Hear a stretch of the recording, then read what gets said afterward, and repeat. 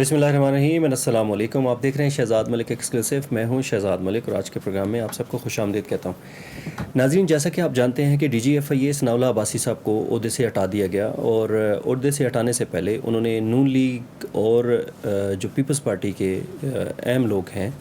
ان کو منانے کی اور ان کو اپنی وفاداری کا یقین دلانے کی بہت زیادہ کوشش کی، لیکن ان کی بات نہیں مانی گئی اور سب نے ان کو یہ جواب دیا کہ آپ کے اوپر مزید جو ہے وہ اعتبار نہیں کیا جا سکتا۔ جب سے وہ ایف آئی اے آئے، بلکہ جب سے وہ کے پی پولیس بھی گئے تھے، تو انہوں نے وہاں پہ کے پی پولیس کو بھی تباہ کرنے کی جو ہے وہ بھرپور کوشش کی تھی، اور اس میں وہ کافی حد تک کامیاب ہوئے تھے۔ لیکن کیونکہ کے پی پولیس کے جو باقی افسران تھے وہ بہت ہی انٹیلیجنٹ اور بڑے سوچ سمجھ کے چلنے والے لوگ تھے، انہوں نے وہاں پہ تو ان کی جتنی چالیں تھیں وہ اس کو ناکام کر دیا تھا، لیکن ایف آئی اے میں آ کے ایف آئی اے کو تباہ کرنے میں وہ کافی حد تک کامیاب ہوئے، اور اس کی بے شمار ایگزامپلس دی جا سکتی ہیں۔ اور انہوں نے جتنی زیادہ اپنے وفاداروں کے تھرو ایف آئی اے کو تباہ کیا، اور فیوریٹزم اور نیپوٹزم کی جو انہوں نے انتہا کی ایف آئی اے کے اندر، اس کی ایف آئی اے کی تاریخ میں مثال نہیں ملتی۔ نون لیگ اور پیپلز پارٹی اور جتنے دوسری گورنمنٹس آئی ہیں وہ بھی اپنے اپنے بندے جو تھی ان کو پلیس کرتی تھی، اپنے وفاداروں کو ایف آئی اے پولیس کہیں نہ کہیں وہ ایکومنڈیٹ کرتے تھے، لیکن جس وفاداری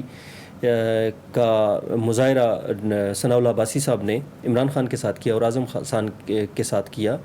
اور پھر ایف آئی اے اعظم خان کے علاوہ جو ایف آئی اے میں انہوں نے اپنے جو جان نثار بٹھائے ہوئے تھے، انہوں نے جو ایف آئی اے کا بیڑا غرق کیا، اس کی اپنی مثال نہیں ملتی۔ بہت ساری چیزیں ہیں جو میں بیان کر سکتا ہوں یہاں پہ، لیکن ایک چیز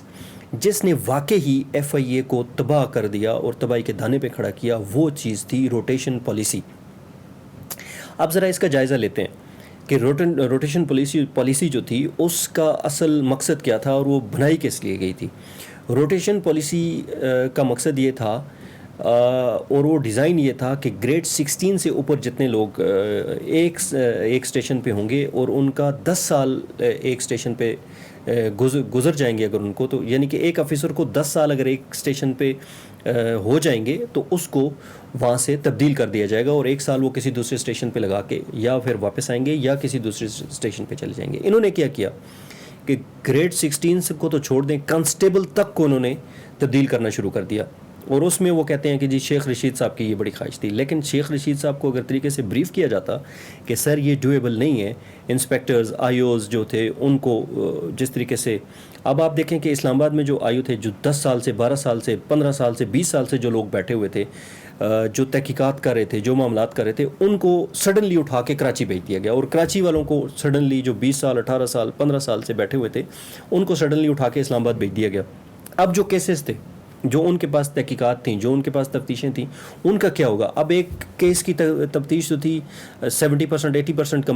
کمپلیٹ ہے، اب وہ کراچی والا آ کے اسلام آباد اس تفتیش کو ٹیک اوور کرتا ہے، اور اس کو سمجھ نہیں آتی کہ اس نے پچھلے آئیوں نے اس میں کیا گول کھلائے، کیا کیا ہے، کیا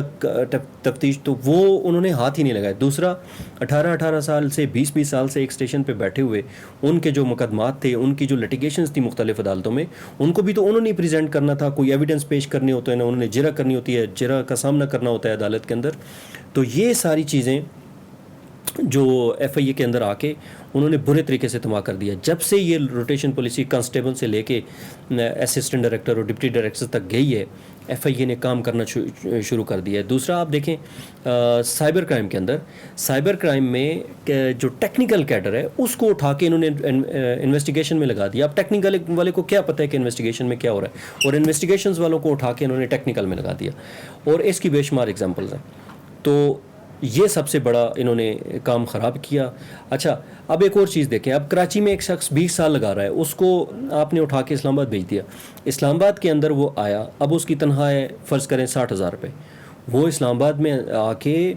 اپنی سب سے پہلے رہائش کا بندوبست کرے گا، وہ رہے گا کہاں، وہ کرایہ کہاں سے دے گا، وہ اپنی اچھا جو کراچی میں جو ان کے کیسز ہیں ان کے پیچھے اگر وہ ہفتے میں ایک ہی کیس آپ لگا لیں، اگر وہ اپنے خرچے پہ وہ اسلام آباد سے، اب ایک اس کا آفس اسلام آباد ہے، دوسرا کیس اس کا کورٹ کراچی میں لگا ہوا، تو کس طریقے سے وہ کرے گا؟ مطلب یہ اتنی غیر سوچی سمجھی، اتنی نادانی والی حرکت تھی جو اس ایف آئی اے اور ڈی جی ثناء اللہ عباسی صاحب نے اور جو شیخ رشید صاحب انہوں نے کی کہ واقعی انہوں نے اس ایف آئی اے کو تباہ کیا. کیونکہ اس وقت سر آپ دیکھیں اس وقت سینکڑوں اپلیکیشنز جو ہیں وہ زونز کے اندر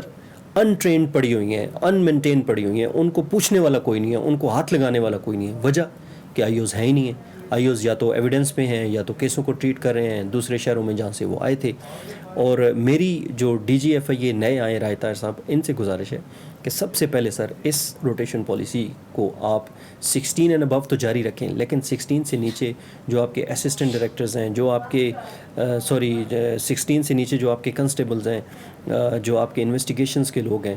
ان کو آپ دوبارہ اس بحال کریں, اپنے اپنے اسٹیشنز پہ رکھیں. اور جو یہ ایک تباہ کن پالیسی ہے خاص کر انویسٹیگیشنز کے لیے, اس کو آپ سسپینڈ کریں اور اس کو واپس ریوائز کر کے جہاں جہاں جو لوگ لگے ہوئے تھے ان کو واپس لایا جائے, کیونکہ یہ بالکل بھی کسی صورت بھی ایف آئی اے کو چلانے و آگے لے کے جانے والی پالیسی نہیں ہوگی. اس کے علاوہ ثناء اللہ عباسی صاحب نے بہت سارے بے شمار کیسز جو ہیں وہ بند کیے ہیں. ان کے کون سے آفیسرز کیا کر رہے تھے یہ بھی میں آپ کو بتانے والا ہوں اگلے پروگرام میں. لاہور میں کیا ہو رہا تھا, پشاور میں کیا ہو رہا تھا, اسلام آباد میں کیا ہو رہا تھا, کراچی میں کیا ہو رہا تھا, کوئٹہ میں کیا ہو رہا تھا, کس طریقے سے پیسہ بنایا گیا, کس طریقے سے بڑے بڑے کیسز جو ہیں وہ ان کو انہوں نے by force, by hook, by crook ان کو بند کر کے اور کس طرح پیسہ بنایا گیا اور ریلیف دیا گیا. اگلے پروگرام تک کے لیے شہزاد ملک کو اجازت دیجیے. اللہ حافظ. ناصر.